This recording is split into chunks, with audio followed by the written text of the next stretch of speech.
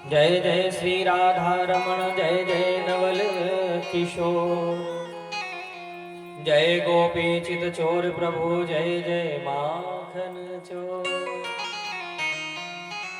बोले श्री बाल कृष्ण लाल की, श्री रास बिहारी लाल की जय, श्री कुंज बिहारी लाल की जय।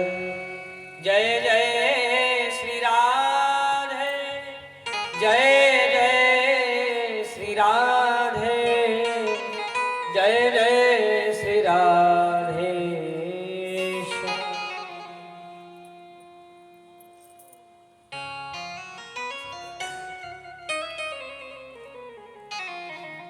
परम मंगलमय परात्पर अखिलेश्वर, अकारण करुणालय वरुणालय के सागर, त्रिंदित वनिंदित पीताम्बर धारी भगवान श्री बालकृष्ण लाल की वांगमय प्रतिमूर्ति स्वरूप श्रीमद् भागवत महापुराण के श्री चरणारविंद में कोटि कोटि नमन। एवं अवधपति श्री सीताराम भगवान के श्री चरणारविंद में कोटि कोटि नमन। अवधपति श्री सीताराम भगवान के चरणों की सेवा करने वाले श्री हनुमान दादा के चरणारविंद में कोटि कोटि नमन। पूज्यपाद वंदनीय स्मरणीय श्री गुरुदेव जी महाराज के श्री चरणारविंद में कोटि कोटि नमन। एवं भगवान आशुतोष महादेव सांब सदाशिव श्री उमाशंकर भगवान श्री महादेव के चरणारविंद में कोटि कोटि नमन। आद्य शक्ति मां परम्बा जगत जननी भगवती मां उमा देवी के चरणारविंद में नमन। मंडपस्थ मंचस्थ विराजमान विप्र देवता ब्राह्मण देवताओं के चरणारविंद में नमन। मां शारदा की उपासना करने वाले भक्त वृंद 7 स्वर और 10 ठाट को अपने हृदय में धारण करके सतत मां भगवती की सेवा करने वाले संगीत साथी और जितने भी रस रसिक जन तृतीय दिवस की प्रारंभ कथा में जो पधारे हैं बिनको, और जो विश्राम आर्थ तक यहाँ पांडाल में आवेंगे बिनको, और जो प्रेम से कथा सुनेंगे और जो बीच बीच में अपने भी सुनाएंगे, उन समस्त प्यारे रसिक जनों को कथा के शुभारंभ में हमारो भाव भरो, प्रेम भरो, स्नेह भरो जय श्री कृष्ण प्रेम से बोलेंगे बोलो राधे राधे। आप थोड़ा सा धीरे से बोल रहे हैं, आप जोर से बोलते हो दर्द मेरे गले में हो जाता है। हाँ, तो प्लीज आप धीरे से बोलेंगे और इतना धीरे से बोलियो कि बाजू वाले को भी पता ना पड़े। हाँ, बिल्कुल धीरे से बोलिएगा, बोलो राधे राधे। आज पतो पड़िए मुझे तो 3 दिन में कि मैं धीरे से बोलने को कहूंगा, आप जोर से कहोगे। इसका मतलब मुझे जो आपसे कहना हो उसका उल्टा कहना पड़ेगा। कल तो ये कहूंगा समझाते ही आते कि कल ठाकुर जी को जन्मोत्सव नहीं है भैया, और आप कतई मत आइयो। जब ये कहूंगा तो जरूर तुम आओगे। हाँ, मुझे क्या खबर कि उल्टो कहना पड़ेगा, तो मैं उल्टो ही कह दे। तो प्रेम से बोलेंगे बोलो राधे राधे। आइए बड़े भाव के साथ पुनः भगवान का नाम गाएंगे, परमात्मा से प्रार्थना करेंगे, हे नाथ आपके नाम स्मरण मात्र से मेरे मन और वाणी दोनों ही पवित्र हो जावे। आप मेरे ऊपर ऐसी कृपा बनाओ। और बड़े भाव के साथ में भगवान का नाम गान करेंगे, इसलिए प्रेम से गाएंगे सभी। ओ मुझे दास बना लो मन मोहन, भगवान तू अपने चरणन में, ओ भगवान तू अपने चरणन में, ओ सीताराम तू अपने चरणन में। मैं चाहूंगा चाहूंगा भैया जितने भक्त विराजमान हैं बड़े प्रेम से गाएंगे मेरे साथ। ओ मुझे दास बना लो मनमोहन, मुझे दास बना लो मनमोहन, भगवान तू अपने चरण में मुझे दास बना लो मनमोहन, भगवान तू अपने चरणों में। ओ मुझे दास बना लो मनमोहन, भगवान तू अपने चरणों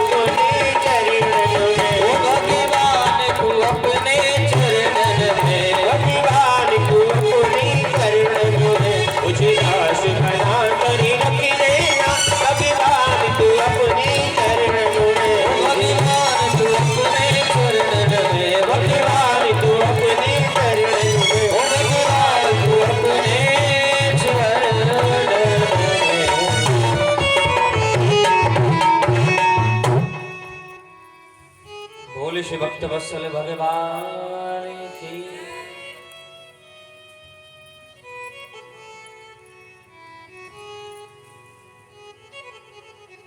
आप सभी भक्त कल तक बड़े भाव से कथा श्रवण कर रहे थे।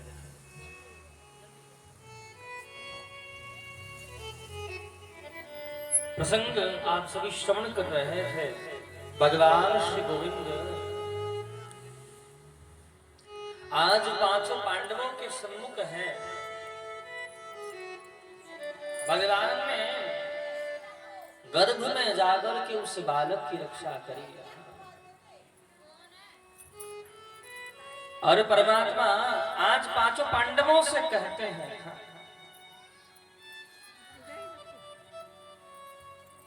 कि आपकी जिसकी जो इच्छा हो सो हमसे मांग लो। जैसे ही ये बात कही तो परमात्मा श्री गोविंद ने सबसे पहले अवसर दिया है किसको? श्री युधिष्ठिर जी महाराज को। तुम कुछ मांग लो भैया। युधिष्ठिर जी महाराज कहते हैं कि नाथ अगर आप मुझे कुछ देना चाहते हो तो इतना दे दो कि स्थिति परिस्थिति अनुकूलता प्रतिकूलता हर समय मैं आपको हमेशा याद करता रहूं, मैं आपको कभी भूलूं ही नहीं। बस ऐसा वरदान दे दो नाथ तो मुझे। तत्पश्चात परमात्मा ने भीम भैया से कहा भैया तुम कुछ मांग लो। भीम भैया कहते हैं नाथ दुनिया में हमारी तो वैसे ही बहुत बदनामी है। क्या बदनामी है? कि बहुत खाता है बहुत खाता है, लेकिन खाते पीते ही आपकी याद मुझे बनी रहे। बस ऐसा वरदान दे दो।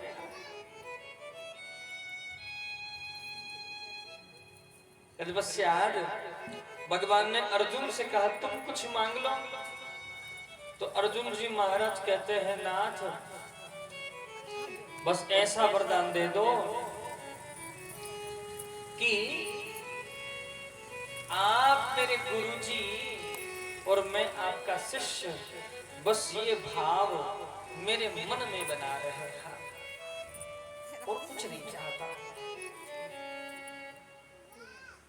और वर्णन कर रहे हैं तत्पश्चात सुभद्रा से कहा तुम कुछ मांग लो बहन। सुभद्रा कहती है नाथ मुझे तो केवल एक वरदान दे दो कि मेरा मन रूपी पंछी आपके चरणारविंद रूपी पिंजरे में हमेशा बंधक बना रहे, वो आपको कभी छोड़ करके ही नहीं जाएगा। द्रौपदी से कहा तुम कुछ मांगो। द्रौपदी कहती है नाथ मैं आपकी सखी और आप मेरे सखा, बस ये भाव बना रहे। तत्पश्चात भगवान गोविंद ने माता कुंती से कहा बुआ तुम कुछ मांग लो। ध्यान से सुनिएगा इस प्रसंग को। माता कुंती कहती है भगवान श्री कृष्ण से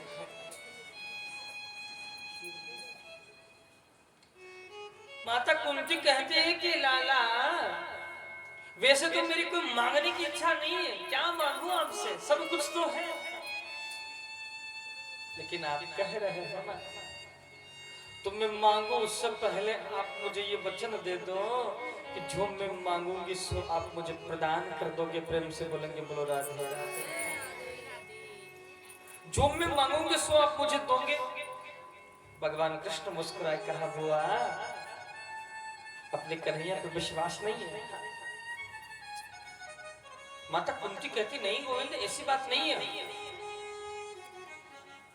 अपने प्राणों से भी ज्यादा विश्वास मुझे तुम पे है। हाँ? तो बोले फिर आप बोल रहे हो कि पहले ये वचन दे दो कि जो मांगोगे सो दोगे। हाँ? माता कुंती कहती है कि मैंने अगर मांगा और आपने नहीं दिया तो लाला पहले मुझे ये वचन दे दो कि जो मैं मांगूंगी सो मुझे दोगे। माता कुंती है। कृष्ण ने कहा बुआ जो आप मांगोगे सो देंगे देंगे देंगे, जो मांगोगे सो देंगे। 3 बार वचन दिया है। एक चरित्र आप दृष्टि डालें माता कुंती के चरित्र पर था। ध्यान से सुनना। जन्म लिया कहीं, लालन पालन कहीं और हो रहा है।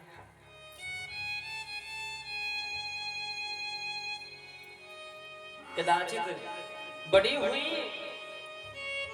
विवाह हुआ माता का, वो भी ऐसे पुरुष से विवाह हो गया कि पति का भी कोई सुख नहीं है माता को। ये तो बड़ी कृपा हुई गुरु जी की। तो गुरु जी ने ऐसा गुरु मंत्र दियो कि जा देवता को ध्यान करे वही देवता आ जाए। बाल्य अवस्था में मंत्र की परीक्षा करने के चक्कर में विवाह से पूर्व ही पुत्र का जन्म हो गया, जो कर्ण नाम है उसका। विवाह हुआ है। विवाह के पश्चात 5 पुत्र, माने 3 पुत्र तो माता कुंती को और 2 पुत्र माता माद्री को प्राप्त हुए हैं, जो 5 पांडव कहलाए। और इन 5 पांडवों का वध करने के लिए ये 100 कौरव हमेशा फन फैलाए खड़े हैं कि कब इनका मैं वध कर दूंगा। पूरे जीवन पर्यंत माता ने दुख भोगा है। कृष्ण कहते हैं बुआ पूरे जीवन पर्यंत आपने दुख भोगा है, आज सुख की घड़ी आई है, मैं कह रहा हूं कुछ मांग लो, तो आज आप मुझसे दुख मांग रही हो। जैसे ही ये बात कही, माता कुंती ने हाथ झोली फैसलाई है आगे, और माता कुंती कहती है लाला अगर देना चाहते हो तो मैं जो मांगूंगी सो मुझे प्रदान कर दो। माता कुंती कहती है लाला विपदः सन्तु न शश्व तत्र तत्र जगद्गुरो भवतो दर्शनं यस्यात् पुनर्भव दर्शनम्।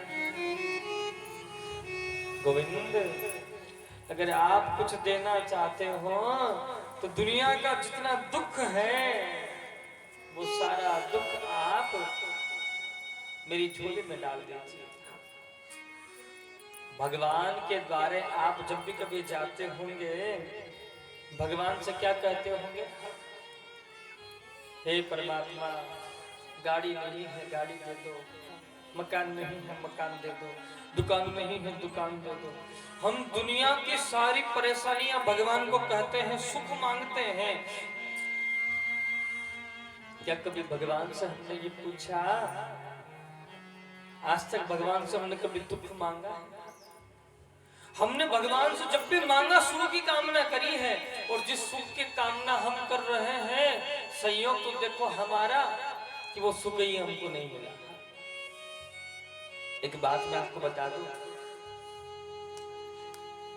आप भगवान के ठीक है, अलग बात है कि भगवान के सामने जाके अपना आर्त बता रहे हैं। अरे कभी भगवान के सामने जाकर के ये पूछ लिया होता तुम कैसे हो लाल जी? अरे आपने भोजन कियो कि ना कियो है? जब पंडित जी आपको ठीक से रख रहे हैं कि ना रख रहे हैं? आप टाइम से सो रहे हो कि नहीं सो रहे हो? आपकी तबीयत तो ठीक है? कभी ऐसा पूछ के देखो ना गोविंद। जैसे हम अपने किसी रिश्तेदार को मिलने जाते तो क्या पूछते हैं, कैसे हो आप? सामने वाले को प्रेम झलकता है। हमने भगवान को अपना तो मांगा, लेकिन उस परमात्मा को कभी अपने से प्यार नहीं किया है। माता कुंती कहती कि गोविंद मुझे दुख प्रदान कर दो। कृष्ण कहते हैं बुआ आपने पूरे जीवन पर्यंत दुख को भोगा है, आज सुख की घड़ी आई है तो आज आप मुझसे दुख मांग रही हो। माता कुंती कहती है लाला कि सुख के माथे शिले पड़े, जो हरि नाम भुलाए, बलिहारी वा दुख के प्रभु, जो पल पल नाम रटा। गोविंद, ये सुख सुख नहीं है। जिस सुख में ये जीव परमात्मा को भूल जाता है, एक सच बात मैं आपको बताऊं, जिसे आप सुख मान रहे हो और जिस सुख में आप भगवान को भूल जा रहे हो, वो सुख नहीं है, दुनिया का सबसे बड़ा दुख है वह।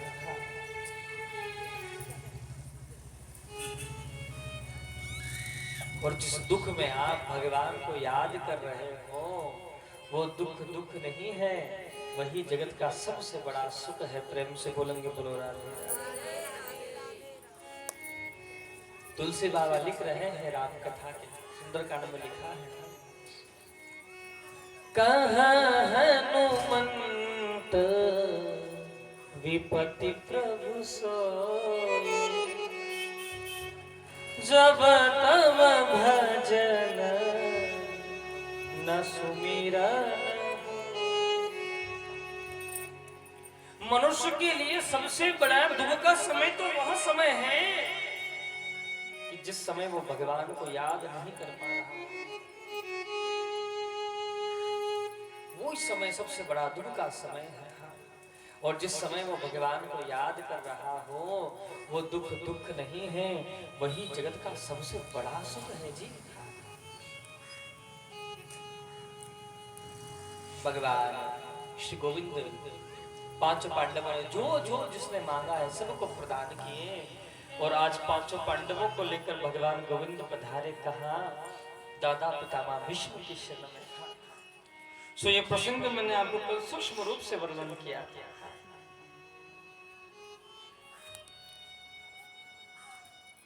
वर्णन कर रहे हैं श्री सूत जी महाराज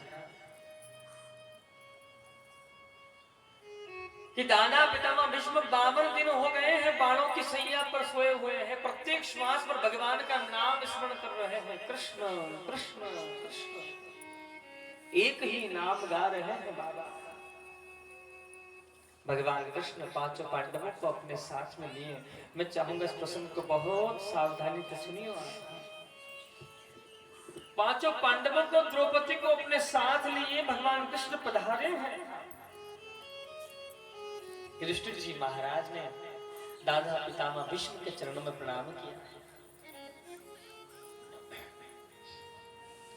दादा पितामह भीष्म के चरणों में द्रौपदी सहित हम पांचों पांडवों का प्रणाम स्वीकार हो महाराज। जैसे ही प्रणाम किया, दादा पितामह भीष्म ने युधिष्ठिर जी महाराज को देखा है, अर्जुन जी महाराज दिखाई दिए, भीम भैया दिखाई दिए, नकुल सहदेव को निहारा, द्रौपदी भी दिखाई दी था, लेकिन वो नहीं दिखाई दिया है जिसके लिए नेत्र तरस रहे थे बाबा के। आंखें बंद करके भगवान कृष्ण से प्रार्थना करी, नाथ मैंने जीवन पर्यंत आपसे बस एक ही प्रार्थना की थी, क्या कि जब तक मेरे अंदर हिम्मत हो, शक्ति हो, साहस हो, सामर्थ्य हो, आप मेरे सामने मत आना नाथ, लेकिन जब मेरा अंत समय आ जावे, बात समझ देर मत करियो नाथ ठाकुर जी, बात समझ जल्दी आ जाइए। बाबा नेत्र बंद करके भगवान का ध्यान कर रहे हैं और प्रार्थना कर रहे हैं दादा पितामह भीष्म। मुरली बजाने वाले, गिरवल उठाने वाले, मैं दास हूँ तुम्हारा, मैं दास हूँ तुम्हारा।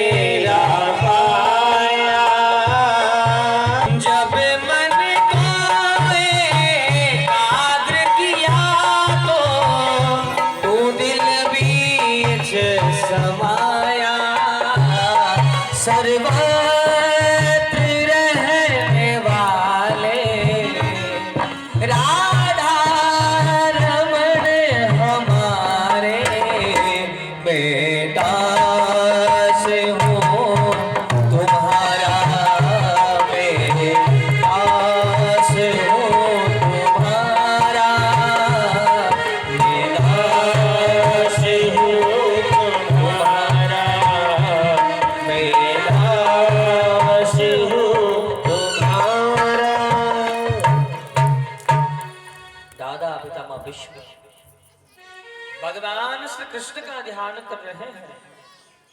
और बाबा ने कृष्ण का ध्यान करते जैसे ही अपने कानों के द्वारा कृष्ण के पांव की नुपुर की आवाज सुनी है, तुरंत बाबा समझ के मेरा गोविंद चल के आ रहा है जी। और बाबा ने गोविंद के दर्शन किए हैं। दादा पितामह भीष्म मन ही मन भगवान श्री गोविंद को प्रणाम कर रहे हैं, वर्णन कर रहे हैं। भगवान गोविंद पधारे और बाबा के सामने गोविंद मुस्कुराए और कहा, बाबा ये युधिष्ठिर जी महाराज राजा बन गए हैं, इनको आप उपदेश दीजिए। दादा पितामह भीष्म कहते हैं, गोविंद मुझसे बढ़िया उपदेश तो आप दे सकते हो नाथ, लेकिन मेरा सम्मान बढ़ाने के लिए ये अवसर आप मुझे प्रदान कर रहे हो।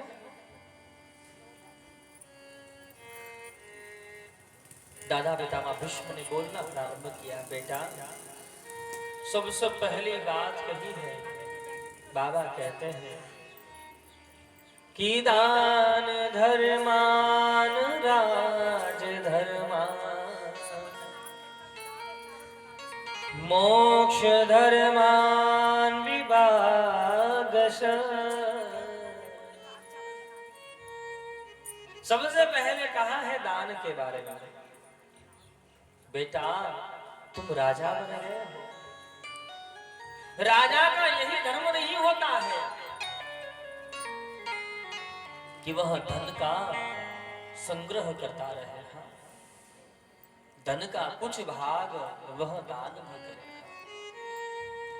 ये बात मैं कल भी बता रहा था कि धन के 3 प्रयोग हैं। पहला प्रयोग है खाया पिया अंग लगेगा। दूसरा धन का प्रयोग है दान करोगे सो संग चलेगा। एक बार की बात है, आपको कहानी सुना देता हूं। कभी कभी ना ज्यादा ज्ञान भी हजम नहीं होता है। हाँ। एक बार मैं ऐसे प्रसंग बोल रहा था तो एक भैया जहां हमारा रूम है वहां आके हमसे बोले, गुरुजी जब कथा सुनाने के लिए बुलाया है आपको तो कथा सुनाओ। अरे यहाँ वहां की बातें सुना रहे हो, यहाँ वहां की बातें तो हमारे पास भी बहुत है, बतेरी है हमारे पास, कोई कमी नहीं है। और हमने कहा भैया तो ऐसे ना माने वो। हमने कहा भाई कभी केला खाए हो? केला जानते हो ना, प्रसाद रोज बट रहा है। नहीं आज मुझे दिखाई नहीं दिया ना, मैं समझा आया नहीं है। हाँ? केला जो है ना, अच्छा अपने यहाँ केला दर्जन से मिलता है कि किलो से? दर्जन से ना, दिल्ली में दर्जन से मिलता है। हमारे वहाँ मथुरा में आओ किलो से मिलता है, वहाँ हमारे वहाँ किलो से मिलता है केला। तो अब आपके यहाँ चलो दर्जन से मिल रहा तो आप थोड़ा सा समझने में आपको दिक्कत आएगी, उसके लिए आपको हमारे वहाँ आना पड़ेगा। पहले हमारे वहाँ आओ वृंदावन में, ब्रज में, फिर वहाँ आके केला खरीदो, तब समझ में जल्दी आएगी बात।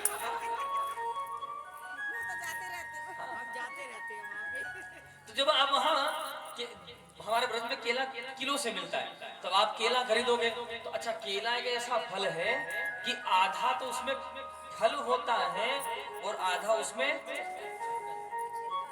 छिलका होता है उसका, है ना। अब मैंने उससे कहा भैया तो दुकान वाले के पास जाइयो और बातें कहियो, भैया छिलका छिलका तू धर ले, 1 किलो केला दे दे मुझे। अच्छा मान लो कि दुकान वाला आपको दे भी देगा, क्या आप खा लोगे? कब ना खाओगे? क्यों नहीं खाओगे? वो केला तब तक ही खाने योग्य है जब तक बाकी साथ में छिलका है। हाँ?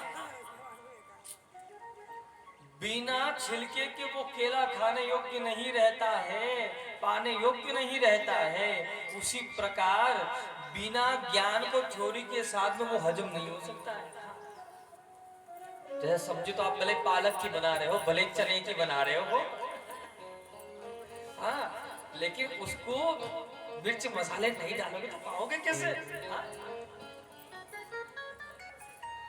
तो कभी कभी यहाँ वहाँ की थोड़ी बात भी रखनी पड़ती है, हाँ, कि ताकि उसका सपोर्ट बना रहे। हाँ, प्रेम से बोलेंगे बोलो राधे राधे। थोड़ा सा धीरे बोले आप, बोलो राधे राधे। देखो भैया, थोड़ा जोर से बोला करो, तुम रिकॉर्ड हो रहे हो सब रे। कौन बातें कर रहे हैं, कौन कथा सुन रहे हो, सब रिकॉर्ड करो। वहां जाके घर जाके देखो कौन कहा कर रहे हो। हाँ? और वहां में तुम गड़बड़ सड़बड़ करोगे तो पकड़े जाओगे। हाँ, फिर तुम्हें जब अपने आप को जब तुम बताओ हम बातें कर रहे थे, इन्होंने ये भी रिकॉर्ड कर दिया। हाँ, इसलिए मैं कह रहा हूँ कल कथा में आओ तो बन ठन चाहिए थोड़ा सा। हाँ, बढ़िया दर्शन बढ़िया होना चाहिए, स्वरूप अच्छा होना चाहिए। देव ठाकुर जी को हमारे गोसाई जी लाल जी को बढ़िया सुंदर श्रृंगार करा के ठाड़ो कर दें तो कितने प्रेम से हम दर्शन करें लाला के। हाँ, और वही लाल जी हमारे कहीं माखन लगो है मोहरे पे, हाथ पांव कहीं जा रहे, लत्ता कहीं जा रहे, बाल कहीं जा रहे हैं, ऐसा ठाड़ो होंगे ठाकुर जी हमारे लाल जी, तो दर्शन करोगे कैसा लग रहा है देखो इनको लाला। हाँ? हाँ? हमें तो ऐसी प्यारी लगती है। और जब बन ठन के मेरे लाल जी ठाड़ो होंगे तो कितना सुंदर स्वरूप है मेरे परमात्मा को। प्रेम से बोलेंगे बोलो राधे। एक बार की बात है, एक सेठ था। अब सेठ जी की बड़ी कंपनी थी, फैक्ट्री, 400-500 लोग उसके वहां काम करते थे, मजदूरी। एक दिन की बात है कि वहां सेठ जी अपने घर से ऑफिस के लिए, अपने कंपनी के लिए निकले ऑफिस के लिए। जैसे ही गाड़ी में बैठे, बड़ा आदमी होगा तो भाई बाइक से तो जाएगा नहीं, कार से जावेगा। जैसे ही अपनी गाड़ी में बैठे, अपने 4 पहिए के वाहन में बैठे, तो गाड़ी के अंदर ना एक वो सीडी प्लेयर होता है, 4 व्हीलर में होता है ना। खैर मैं इतना जानता नहीं हूँ, मेरे को वो काम ना करो, मैं ट्रेन पे आवे जा रहा आदमी। तो वो सीडी प्लेयर होता है उसमें ना, इसमें गाने बजते हैं और रेडियो भी चलता है उसमें। तो वो जैसे घर से निकले सेठ जी, तो उन्होंने गाड़ी लेके घर से, दुकान उनका ऑफिस था वो दूर था, तो जैसे घर से निकले तो तो अकेला जा रहा हूँ क्या करूँ, तो उन्होंने जैसे सीडी प्लेयर को दबाया, जैसे ही प्लेयर ऑन किया उन्होंने, लेकिन संयोग से उसमें एफएम चालू हो गया। अब जैसे एफएम चालू हुआ तो उस वहां एफएम रेडियो पर हमारे जैसे पंडित जी उपदेश दे रहे थे। मैं दूसरे की क्यों कहूँ, हमारे जैसे थे पंडित जी, उपदेश दे रहे, क्या लेकर के आया है जग में, कहा लेके जावे को भैया, अरे खाली हाथ आयो है तो खाली हाथ जावे को। ये सब जगत में मोह माया है, ठाकुर जी को भजन करो बस यही सब काम आवेगा। सेठ जी को बात दिमाग में बैठ गई, ध्यान से सुनना आप सभी। सेठ जी जैसे ही निकले, घर से अपने ऑफिस तक पहुंचे सेठ जी, उतना टाइम में पूरे टाइम वो पंडित जी, महात्मा जी जो थे वो पंडित जी उपदेश ही देते रहे। अब सेठ जी ने पूरे टाइम वो बात सुनी, तो जानते हो परिणाम क्या निकल रहा। सेठ जी ने अपने गाड़ी से उतरे, ऑफिस में जाकर के बैठे, लेकिन ऑफिस में आज मन नहीं लग रहा। क्यों? इस जगत में खूब कमा ले प्यारे, क्या हीरे क्या मोती, मगर एक बात हमेशा याद रखना कि कफन में कोई जेब नहीं होती। और क्या करोगे इतना रुपया जोड़ करके? भगवान के पार्षद तो रिश्वत भी नहीं लेते कि दे करके चेंज कर लोगे। जैसे टीसी को टिकट दिखा के चेंज करवाते ना, सर ये सीट ठीक नहीं है, कहीं वो अच्छी ऐसी में दे दो, बोले थोड़े ऐसे में खाली, बोले फर्स्ट में दे दो आप, तो पैसे तो लगेंगे। वहां तो वो भी नहीं चलता है।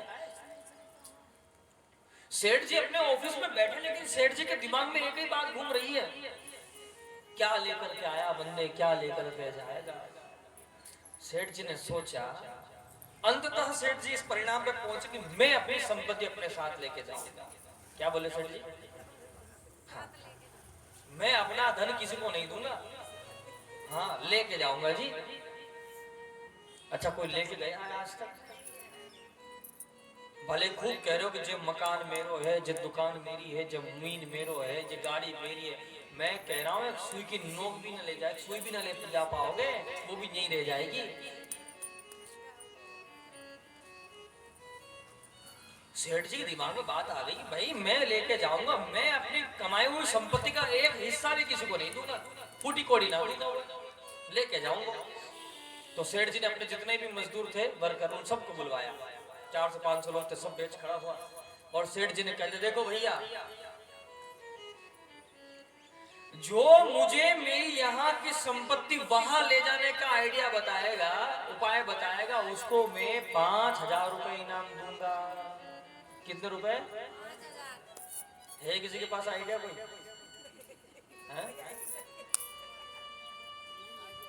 है आइडिया किसी के पास?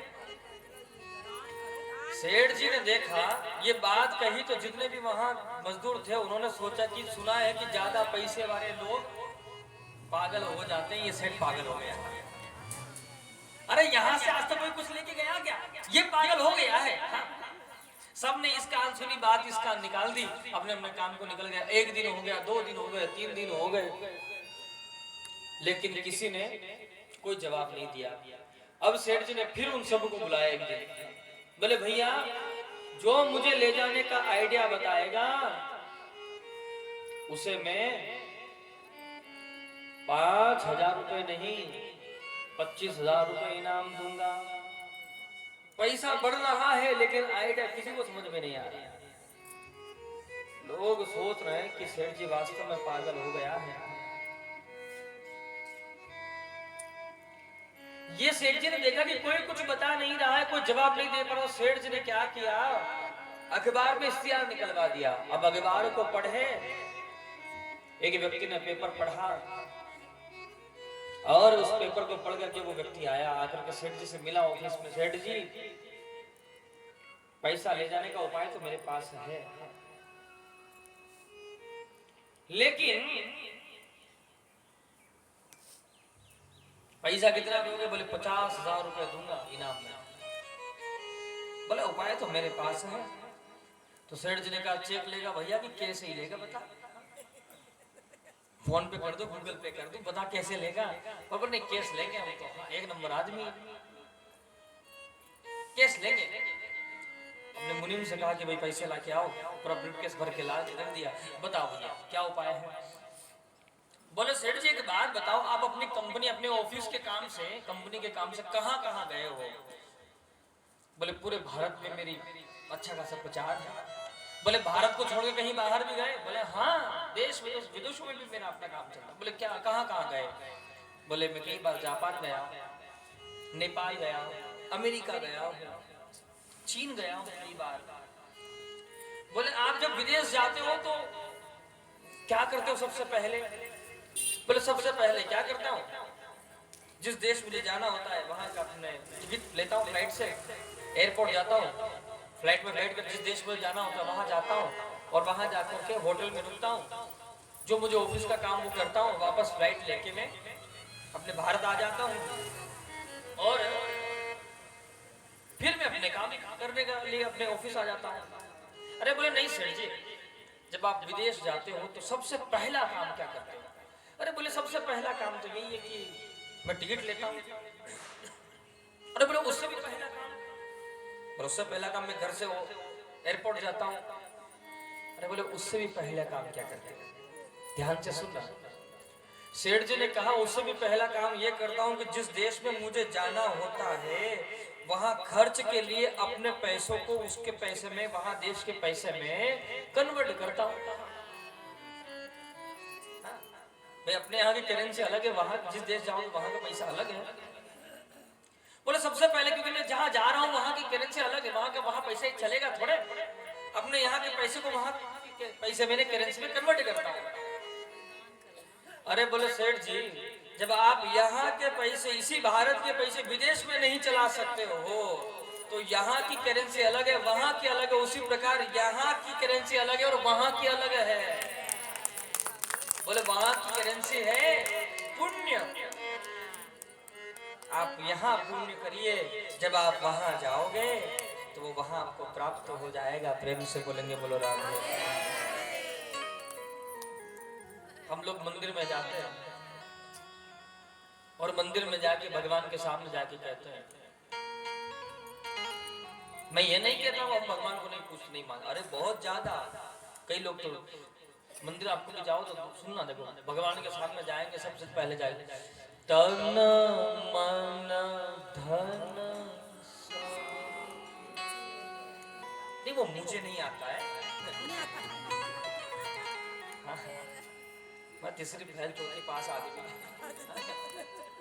मुझे इतना नहीं आता है। हाँ, आपको आता तो प्लीज मेरा साथ दीजिए।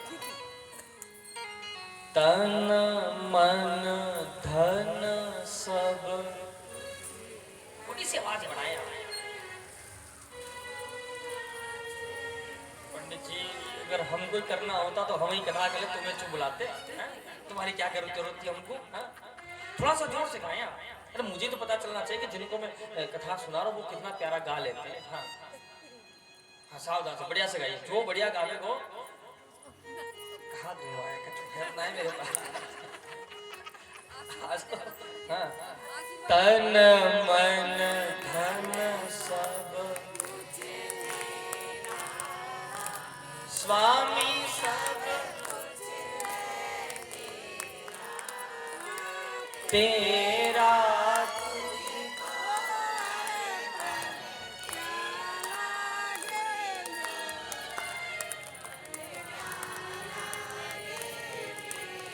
भाई आज तो ऐसा लग रहा है, सच बताऊं मैं आपकी आवाज सुन के ऐसे लग रहा है मुझे तो कि विधाता ने कोयल के कंठ से आवाज निकाल के आप ही को प्रदान कर दी है। सच में आप बहुत प्यारे गाते हो। हाँ पंडित जी आशीर्वाद तो दे दो। हाँ, अरे खूब खूब आशीष है। जुग जुग जिए यह फुलवारी, कृपा करे तुम पर बनवारी, और दया करे रघुवीर। और बताओ खत्म है वो आशीष। प्रेम से बोलेंगे भगवान के सामने तो हम जब ये बात बोलते ना, परमात्मा सब कुछ आपका है। और जैसे सीढ़ी से नीचे उतरे भैया तक, भैया कथा है नहीं, चल दान कर दे। है पंडित जी कहाँ कह रहे हो तो ले अरे भाई तो अभी तो बोल रहे थे कि तन मन धन सब तो तेरा ही है। वो पंडित जी कैसी बातें करते हो तुम? दान की महिमा बताई। आप यहाँ दान करेंगे, यहाँ तो नाम होगा ही होगा, वहां परमात्मा के द्वार जाएंगे तो वहां पर भी आपका दान होगा। अच्छा, दान किसको कहते हैं? जो मन से दिया जाता वह दान है।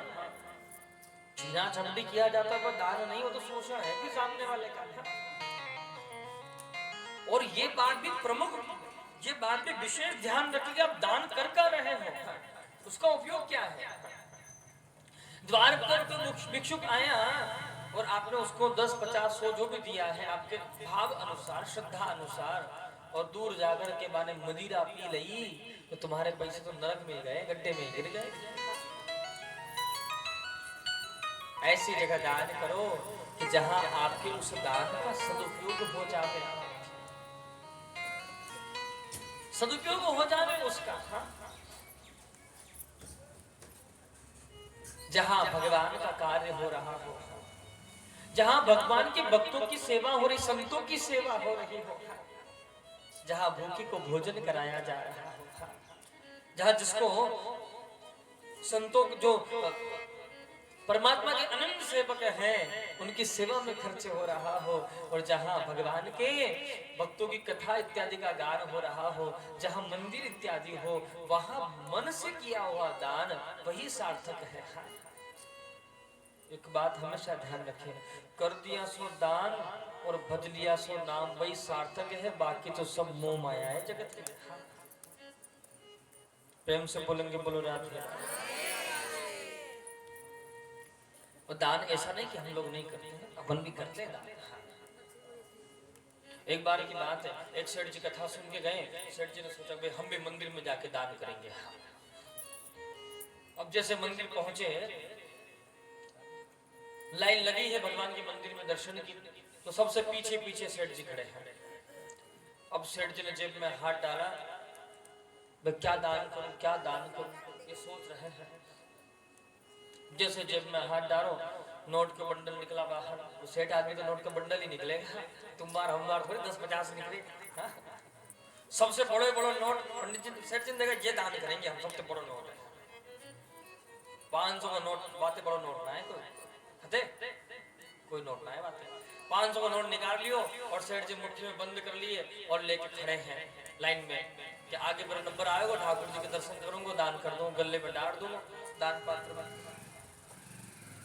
जैसे ही सेठ जी आगे बढ़े, अब गर्मी को समय, थोड़ी देर भाई सेठ जी ने सोचा कि 500 रुपए कमाने में कितना टाइम लगो, ये तो मैं जान लूं, भगवान इतने पैसा को कहा करेगा। सेठ जी ने कहा ये 500 ज्यादा हो रहे हैं, नहीं ये ठीक नहीं है। फिर बंडल निकाला जेब से नोट का, गड्डी समझ जाएगा, वो 500 लगाए वहां पे और वहां से छोटा नोट निकाल लिया, कौन सा 200 रुपया को वो निकाले, हाथ में दबा, फिर चले 2-4 नंबर और आगे बढ़े, फिर देखे कि 200 रुपए भी ज्यादा है, भगवान के क्या खर्चा है। माने फिर वो दियो फिर 100 रुपया निकाले और 100 रुपये लेके खड़े हैं, फिर चल रहे हैं। फिर 2-4 नंबर और आगे चले, भीड़ लगी, लाइन लगी। थोड़ा होता ना बड़े बड़े मंदिर जिसमें उसमें चलते रहो परिक्रमा में, इधर से उधर रेलिंग में चलते रहो, दर्शन में बहुत टाइम, 2-2 दिन लग जाते हैं। थोड़ा और सेठ जी आगे बढ़े, 100 रुपया भी ज्यादा है, 50। अब धीरे धीरे 10 रुपया पे आ गए सेठ जी। सेठ जी 10 रुपया पे आए गए और मुट्ठी में भर लिए 10 रुपया, 10 को नोट। मैंने देखो कि 10 रुपया, अगर 10-10 रुपया 100 आदमी चढ़ा देंगे कितने रुपए हो जाएंगे, हिसाब साहब लगाओ कि मैं ज्यादा पढ़ा लिखा आदमी नहीं हूँ। 10-10 रुपया 100 आदमी चढ़ा देंगे तो कितने रुपए हो जाएंगे? अरे 1000 हो जाएंगे। तुम 100 पे अटके हो, बताओ गिनती आ गया। सेठ लोगों का हिसाब तो खतरनाक होता है, तभी वो सेठ है। और इतना खर्चा 1000 रुपए तो भगवान कहा करेंगे, गले लाइन लगी, इतने आगे हैं, सब तो चढ़ा ही रहे होंगे। सेठ जी ने वो नोट में धर लिया और वहां पे एक को सिक्का निकाल लिया और मुट्ठी में बंद कर लिया कि तो देख ना ले, इतना बड़ा सेठ 1-1 रुपया चढ़ा दे तो। और मुट्ठी बिल्कुल टाइट बंद कर ली है और जैसे ही ठाकुर जी के सामने गए, अब आने से तो गले में डाल दो दान पात्र में, और जैसे हाथ देखो इतनी देर तक बंद रखो हाथ, गर्मी को समय हाथ में पसीना हो गया। ओहो, इतना रो रहा है तो इतना रो रहा है, मेरी जुदाई तो बर्दाश्त ना करो, इतना प्यार करे मैं पतो ना तो इतना प्यार करो, तेरे रोए रोए के तक मेरा हाथ गीलो कर डालो, मैं भी तो इतना प्यार करूं, मैं ना डाल छोड़ूंगा तो तू चिंता मत कर। वापिस जेबा में बोझा में डाल दियो सेठ जी ने और लाल जी को प्रणाम करके आगे निकल गए। देखो भगवान के जहाँ संतों की सेवा हो रही हो, भगवान के भक्तों की सेवा हो रही हो, ऐसे स्थल ये अवसर फिर दोबारा नहीं आवेगा। हाँ, आप ये कथा सुन रहे हो, ये दोबारा कथा तो होगी, लेकिन क्या पता आप रहो या ना रहो, मैं रहूं ना रहूं। हाँ, क्या पता फिर कल हो ना हो। आज जो जी रहे हैं करंट की स्थिति में बढ़िया से जियो। कल किसने देखा है? मैं तो कह रहा हूं कि जब तक यहाँ जिंदगी में जी रहा हूं, जब तक भगवान के सामने खूब हंसो, प्यार से रहो जिंदगी में। बहुत सारे लोग तो मुंह फुलाए बैठे रहते हैं। मैं हमेशा कहता हूँ मेरी कथा में, भगवान ने अच्छा चेहरा बनाया है आपका, मस्त रहो, हंसो, इतने प्रसन्न रहो, इतने मुस्कुराओ कि सामने वाले को देखकर के टेंशन हो जाए कि इसको क्या सुख मिला अगले को, हमेशा खुश रहता है।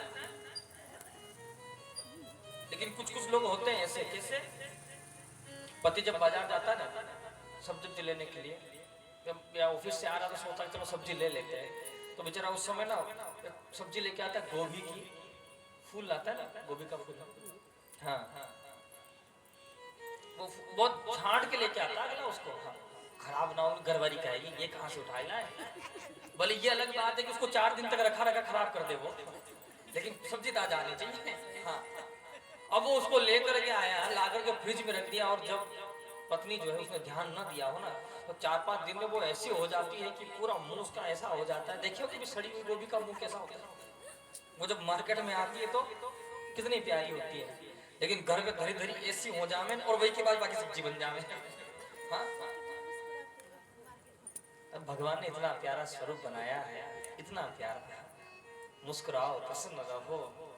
अरे भगवान ने सुंदर बनाया, मस्ती से रहो जीवन में, क्या पता कल की क्या स्थिति है।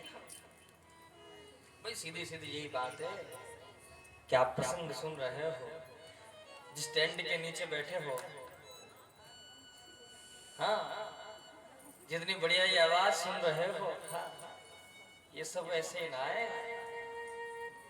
देखो मैं कह दूं कभी एक व्यक्ति हमें खर्चा कर दो, हाँ, तो ये भी तो संयोग, ये नहीं हो सकता है। हाँ?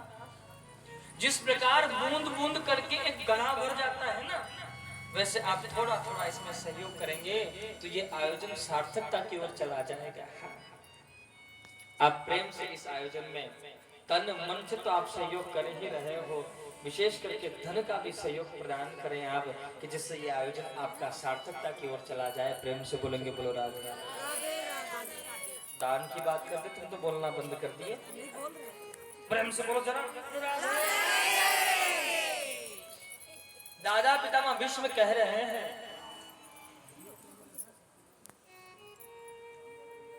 दादा